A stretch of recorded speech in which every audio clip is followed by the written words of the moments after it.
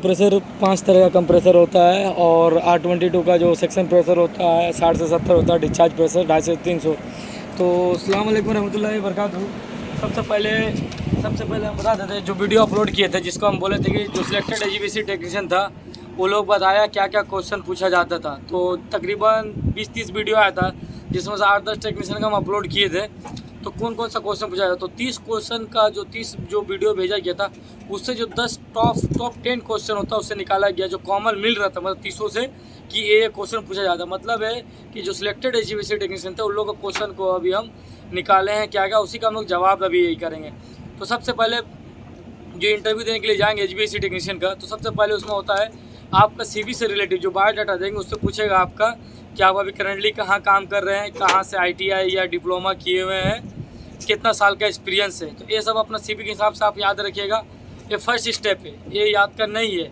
उसके बाद जो सबसे इम्पोर्टेंट जो तकरीबन 30 वीडियो में से हमको 16 वीडियो में मिला, बेसिक रेफ्रिजरेशन साइकिल का कंपोनेंट क्या क्या होता है, मतलब उसका पार्ट्स कौन क्या क्या होता है। तो बेसिक रेफ्रिजरेशन साइकिल का कंपोनेंट होता है compressor, condenser, expansion valve, evaporator. 4 चीज़ होता है, compressor, condenser, expansion valve, evaporator. First question basic refrigeration cycle, उसका आंसर होगा क्या क्या कंपोनेंट होता है, उसका आंसर होगा कंप्रेसर, कंडेंसर, एक्सपेंशन वाल्व और आपका एवापोरेटर। और भी आपको हम प्रैक्टिकल अभी हम दिखा देंगे, ठीक है। ये तो हो गया। उसके बाद बोल सकता है कि उसको बोलता है कि बेसिक रेफ्रिजरेशन साइकिल का ड्राइंग बनाओ। हम रफ एक ड्राइंग बना दे रहे हैं, यहाँ पर देखिए रफ ड्राइंग बना दे रहे हैं। आपको कैसे बनाना है ड्राइंग ड्रॉ करने के लिए बोलेगा। तो सबसे पहले हम लोग को एक कंप्रेसर बनाना, ये डिस्चार्ज लाइन हो गया, एक कंडेंसर हो गया। हम जल्दी बना दे रहे ताकि आपको वीडियो शॉर्ट टाइम पे हम समझा दें आपको, ठीक है। अभी देखिए एक क्या हो गया, इस कंप्रेसर हो गया, एक कंडेंसर हो गया, ये एक्सपेंशन वाल्व हो गया, ये एवापोरेटर। बस ऐसी आपको एक ड्राइंग बना के दिखा रहा है। ये क्या है, कंपोनेंट पूछेगा तो अगर तो उसमें क्या करना है, ये नाम ले लेना, compressor, condenser, expansion valve, evaporator. अगर वो ड्राइंग बना के दिखाना है तो इस तरह से ड्राइंग बनाइएगा, ठीक है। ये फर्स्ट क्वेश्चन आपका सॉल्व हो गया। ये बहुत इंपॉर्टेंट क्वेश्चन, हमसे भी पूछा गया था। उसके बाद आ जाता है नेक्स्ट क्वेश्चन जो है वो भी बहुत इंपॉर्टेंट है। उसमें पूछ लेता है कि अगर आप कोई भी एयर कंडीशन में काम कर रहे हैं, ठीक है, वो कूलिंग नहीं कर रहा है तो क्या क्या चेक करेंगे। ये बहुत इंपॉर्टेंट क्वेश्चन है। तो उसमें आपको बोलना है अगर सर कूलिंग नहीं हो रहा है तो मतलब एक तो कंप्रेसर ऑन नहीं हो रहा। तो कंप्रेसर नहीं ऑन होने का कारण क्या हो सकता है, लो प्रेशर, या तो LP में कटअप होगा या HP में कटअप होगा, हाई प्रेशर या लो प्रेशर में कटअप होगा। तो उसको हम लोग चेक कैसे करेंगे, तो सबसे पहले लोग मशीन को ऑन करेंगे, थर्मोस्टेट को चेक करेंगे, टेम्परेचर कितना है।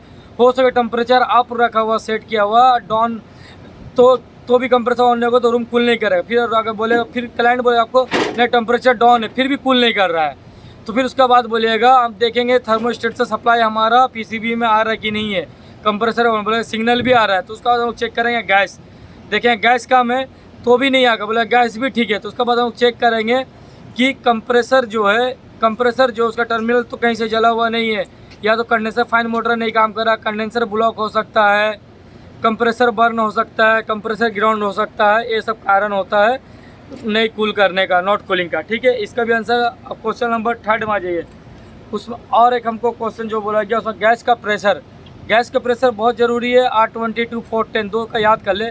पूछा जाएगा R22 का सेक्शन प्रेशर कितना होता है, तो सेक्शन प्रेशर जो होता है 60 से 70 PSI होता है। डिस्चार्ज जो प्रेशर होता है, डिस्चार्ज प्रेशर होता है 250 से 300। R22 का बता रहा है। Ideal pressure, standing pressure, ideal बोलिए स्टैंडिंग बोलिए, बात एक ही। स्टैंडिंग प्रेशर जिसको बोलते हैं हम लोग, मशीन कंप्रेसर बंद रहेगा तो उसका R22 कितना प्रेशर रहेगा, तो उसका 160 प्रेशर रहता है, ठीक है।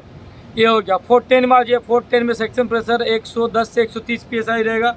डिस्चार्ज प्रेशर रहेगा 450 से 500 PSI रहेगा। और उसका आइडियल स्टैंडिंग प्रेशर बोलिए उसका रहेगा आपका 250। तो क्वेश्चन आपका ये मिला के 2 सॉल्व हो गया, ठीक है। ये 3 क्वेश्चन सॉल्व हो गया। अब चौथा जो क्वेश्चन पूछ लेता है, बोलेगा आपको कि मान लीजिए हमारा एक एयर कंडीशन है, उससे ब्लोवर से स्पीड ऐसी, उसका ब्लोवर से पानी आ रहा है।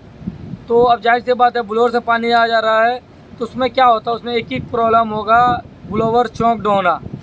ब्लोवर चौंक्ड रहेगा। चौंक्ड किसको बोलते हैं, जब ब्लोवर में डस्ट उठ रहेगा तो उसमें क्या होता है, आपका ब्लोअर से पानी आना शुरू हो जाता है, जो छीटा होता है सही से वो आपका एवापोरेटर को सही से मतलब एयर को सक नहीं कर पाता। उसमें क्या होता है, ब्लोअर का डस्ट भारी स्लो घूमने चलता है, क्या होता है ह्यूमिडिटी आ जाता है। ह्यूमिडिटी क्या होता है कि बाद में ब्लोअर थ्रो करने लगता है, ह्यूमिडिटी हल्का हल्का पानी लग जाता है।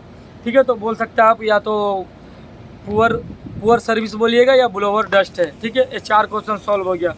अभी आपका ये नेक्स्ट क्वेश्चन पूछ लेता है कि एयर कंडीशन में सेफ्टी डिवाइस क्या क्या होता है।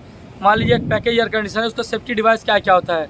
तो सेफ्टी डिवाइस जो होता है आपका एलपी होता है, एचपी होता है, ठीक है, सोलोनाइड वाल्व होता है, क्रैंकेस हीटर होता है, और आपका एक्सरी रिले होता है, फेस फेलियर रिले होता है। तो ये सब क्या है, सब सेफ्टी डिवाइस है, ये सब का नाम आप ले सकते हैं। अब छठा क्वेश्चन आज ये पूछ लेता है टाइप ऑफ कंप्रेसर। ये भी बहुत इंपॉर्टेंट क्वेश्चन है। देखिए बेसिक रेफरेंस और टाइप ऑफ कंप्रेसर और कंप्रेसर कैसे चेंज करते हैं, ये सब इंपॉर्टेंट क्वेश्चन है। तो टाइप ऑफ कंप्रेसर, हमें टाइप्स ऑफ कंप्रेसर अगर इतने ही पूछे क्लाइंट तो बोलेगा 5 टाइप्स का होता है। उसके बाद होता है क्लाइंट सवाल कर ले आपसे कि भाई कौन कौन सा होता है, तो बोलेगा स्क्रोल, रेसिप्रोकेटिंग, सेंट्रीफ्यूगल, रोटरी। ठीक है, ये टाइप ऑफ कंप्रेसर है, 5 टाइप का होता है, 5 का नाम बता दिया आपको। इसका बाद पूछ लेता है आपको कि कंप्रेसर चेंज करने का प्रोसेस क्या है। ये बहुत इंपॉर्टेंट क्वेश्चन सब है, क्योंकि वो जो भी हमको सवाल लोग भेजा है उसी से हम निकाले हुए, जो तकरीबन 16 से 20 आदमी तक का पूछा गया नॉर्मली, वही कॉमन क्वेश्चन है। कंप्रेसर चेंज करने का प्रोसेस बताइए बोलेगा आप, तो आप बताइए कंप्रेसर चेंज करने का जो प्रोसेस होता है, सबसे पहले हम लोग करेंगे मशीन को पावर ऑफ करने के बाद मशीन को हम लोग क्या करेंगे, अगर रिकवरी पम्प है तो हम लोग गैस को रिकवर कर लेंगे, नहीं है तो गैस को हम रिलीज़ कर देंगे। रिलीज़ करने के बाद क्या होगा, हम लोग कंप्रेसर का जो टर्मिनल होता है उसको डिस्कनेक्ट कर देंगे। पहले सबसे पहले इलेक्ट्रिकल साइड को डिस्कनेक्ट करेंगे। उसके बाद क्या होगा, कंप्रेसर को गैस को जो होता है हम लोग रिमूव करेंगे। गैस को रिमूव करने के बाद क्या होगा, कंप्रेसर को फिर डीब्रीजिंग करें। डीब्रीजिंग उसको बोलते हैं हीट करके हम लोग सेक्शन डिस्चार्ज का हम लोग हटाएंगे। हटाने के बाद क्या करें, उसको फ्लशिंग करेंगे। फ्लशिंग किससे करेंगे, 141B से करेंगे या नाइट्रोजन से करेंगे। ठीक है, फ्लशिंग हो जाने के बाद क्या करें, हम लोग ड्राई फिल्टर को भी चेंज करेंगे। ड्राई फिल्टर चेंज करने के बाद क्या हो रहा है, हम लोग नया कंप्रेसर को पहले बाहर से टेस्टिंग करेंगे, चालू करके ठीक चल रहा है तो हम लोग नया कंप्रेसर को लगाएंगे। लगाने के बाद हम लोग क्या करते हैं, लगाने के बाद हम लोग सेक्शन डिस्चार्ज को हम लोग ब्रेज करेंगे। ड्राई फिल्टर चेंज करेंगे, सेक्शन डिस्चार्ज को हम लोग वेल्डिंग करेंगे, ब्रेजिंग करेंगे। ब्रेजिंग करने के बाद हम लोग क्या करेंगे, उसको लीक टेस्ट करेंगे। लीक टेस्ट करने के लिए हम लोग क्या करें, नाइट्रोजन 360-300 PSI तक का हम लोग प्रेशर डालेंगे, उसका लीक टेस्ट करेंगे। लीक ठीक है तो नाइट्रोजन को रिमूव करेंगे। उसके बाद क्या करेंगे, हम लोग वैक्यूम में लगाते हैं। वैक्यूम हम लोग माइनस कहाँ तक करते हैं, वैक्यूम लोग -29.9 तक का हम लोग उसको मैक्रोन में हम लोग उसको वैक्यूम करेंगे। उसके बाद क्या हो जाता है, वैक्यूम होते होते हम लोग क्या करेंगे, कंप्रेसर का हम लोग जो होता है बोल्ट को टाइट करेंगे और टर्मिनल को जो होता है उसका कनेक्शन करेंगे। उसके बाद क्या वैक्यूम हो जाए, उसके बाद हम लोग कंप्रेसर बंदे रहेगा, हम लोग आइडियल गैस डालेंगे। मान लीजिए R22 है तो आइडियल जितना गैस जाने का रहेगा बंद में डालेंगे। उसके बाद हम लोग क्या करेंगे, मशीन को ऑन करेंगे, एयर कंडीशनर को ऑन करेंगे। ऑन करने के बाद जैसे ये गैस क्या रिलीज़ रहेगा, गैस ओपन रहेगा, हम लोग कंप्रेसर को ऑन करेंगे। ऑन होगा जैसे ही कंप्रेसर, फिर हम लोग थोड़ी देर बाद गैस को हम लोग लॉक करके चेक करेंगे गैस कितना गया अभी तक। मान लीजिए 60-65 चल गया है, R22 है तो हम लोग क्लोज कर देंगे और हमारा मशीन नॉर्मली ऑन कर देगा, ऑन हो जाएगा, रन और स्मूथ चलने लगेगा। तो ये हमारा कंप्रेसर चेंज करने का प्रोसेस है। अब इसका बाद आ जाता है एक क्वेश्चन कि चिलर से भी कुछ क्वेश्चन पूछ लेता है। ठीक है, चिलर से कुछ क्वेश्चन पूछ लेता है। चिलर का प्राइमरी पंप का क्या काम होता है, सेकेंडरी पंप का क्या काम होता है। ठीक है, तो चिलर का प्राइमरी पंप का जो काम होता है एचयू से जो होता है चिल्ड वाटर को खींच के वो चिलर तक भेजता है। सेकेंडरी पंप का काम होता है, सेकेंडरी पंप का काम होता है चिल्ड वाटर से जो पानी निकल रहा है, मतलब चिलर से जो पानी आउट हो रहा है वो चिल्ड वाटर को एचयू तक का पहुंचाना। तो ये प्राइमरी पंप का सेकेंडरी पंप का काम हो गया। अब 9 क्वेश्चन आ जाइए। 9 क्वेश्चन हो जाता है आपका, मान लीजिए एक एयर कंडीशनर बार बार ट्रिप कर रहा है तो हम लोग उसको कैसे चेक करेंगे। तो सबसे पहले हम उसको चेक करेंगे कि हमारा जो है ट्रिप कब कर रहा है। जब हमारा एयर कंडीशन मतलब जैसे होता है, एक होता है कि जैसे मशीन को हम लोग पावर सप्लाई ऑन कर रहे हैं ट्रिप कर जा रहा है, एक होता है कि जैसे कंप्रेसर में जा रहा है तो ट्रिप कर रहा है। तो सर हम लोग पहले चेक करना, बोले ठीक है मशीन को ब्रेकर ऑन करते साथ ट्रिप कर जा रहा है तो हम लोग का जो है इंडोर में मसला होगा। इंडोर में तो कैसे ब्लोअर मोटर पीसीबी का फॉल्ट हो सकता है, ब्लोअर मोटर गिराउंड हो सकता है, ब्लोअर मोटर स्टकअप हो सकता है, पीसीबी ख़राब हो सकता है, फ्यूज़ ख़राब हो सकता है, रिले ख़राब हो सकता है, या फेस न्यूट्रल कहीं आपस में सेट रहा है तो ये ट्रिपिंग का प्रॉब्लम हो रहा है। ठीक है, हम बोलेगा, मान लीजिए क्लाइंट बोल देता नहीं जब कंप्रेसर पे जा रहा तब हो रहा है, तो क्या होगा, जो फेस न्यूट्रल आ रहा है उसमें प्रॉब्लम हो सकता है, रिले का प्रॉब्लम हो सकता है, पीसीबी का कंप्रेसर स्टकअप हो सकता है, कंप्रेसर ग्राउंड हो सकता है, कॉन्ट्रैक्टर ख़राब हो सकता है, कैपेसिटर ख़राब हो सकता है, फाइन मोटर स्टकअप हो सकता है, फाइन मोटर ग्राउंड हो सकता है, या फिर आउटडोर पूरा ग्राउंड हो सकता है। तो ये सब कारण से इसका स्टेप होता है। अब नंबर 10 जो है सबसे इम्पोर्टेंट क्वेश्चन हो जाता है कि आपका जॉब रिस्पॉन्सिबिलिटी क्या है, आपका जॉब रिस्पॉन्सिबिलिटी क्या है, आप जहाँ काम कर रहे हैं। तो जैसे आपको इस सवाल करते थे तो पहले बोलिएगा सर मेरा जो जॉब रिस्पॉन्सिबिलिटी होता है day by day routine check करना, फॉलोअप करना, पीएम करना। पीएम जो होता है मेंटेनेंस करना।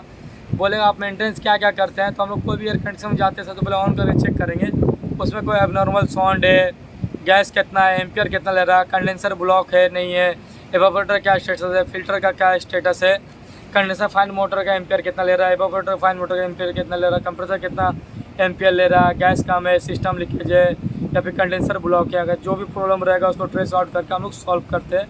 कि हम लोग का जॉब रिस्पॉन्सिबिलिटी है ट्रैवल शूट करना और CM करना। ट्रैवल शूट और CM हम लोग दोनों बहुत बेहतरीन अच्छे से करते हैं और हम लोग को अच्छा नॉलेज है। फिर इसमें से कुछ क्वेश्चन ऐसा पूछ लें, मान लीजिए आपका कंडेंसर ब्लॉक है तो क्या क्या का प्रॉब्लम हो सकता है, तो बोलिएगा हाई प्रेशर में जाके ट्रिप हो सकता है जिससे HP स्विच उसको कटअप कर देते हैं। तो बस एक छोटा सा क्वेश्चन था जो HVAC टेक्नीशियन से पूछा जाता। चिलर से 2-3 क्वेश्चन पूछ लेता है, लेकिन उसका क्वेश्चन बाद अपलोड करेंगे, वो इंपॉर्टेंट नहीं है क्योंकि जब चिलर टेक्नीशियन में इंटरव्यू देंगे तो ही आपको चिलर से रिलेटेड क्वेश्चन पूछता ज़्यादा। बाकी HV से रिलेटेड यही सब पूछेगा। फिर एक पूछ लेता है कि HU में क्या क्या कंपोनेंट होते हैं, तो बोल दिए ब्लोअर होता है, ड्रेन लाइन होता है, ब्लोअर हॉस होता, ब्लोअर बेल्ट होता, ब्लोअर मोटर होता, ठीक है, ड्रेन ट्रे होता है, डैम्पर होता है, फिल्टर होता है। पैकेज एसी से पूछ रहे हो तो बोलिए कंडेंसर फाइन मोटर होता है, कंप्रेसर होता है, कंडेंसर होता है, एवापोरेटर होता है, एक्सपेंशन वाल होता है, PCB होता, फेस फेरियर रिले होता है, कॉन्ट्रैक्टर होता है, LP-HP स्विच होता, फिल्टर होता है, एवापोरेटर होता है, ड्रेन लाइन होता, सोलैंड वाल होता। इतना सारा बता दीजिएगा, अल्हम्दुलिल्लाह इंटरव्यू में कहीं भी आसानी से पास कर दीजिएगा। तो अगर चैनल को अच्छा लगा हो तो अगर मेरा वीडियो हो तो लाइक कर सब्सक्राइब करना चैनल को। फिर इंशाल्लाह नया वीडियो नया टॉपिक के साथ मिलेंगे। अल्लाह हाफिज़।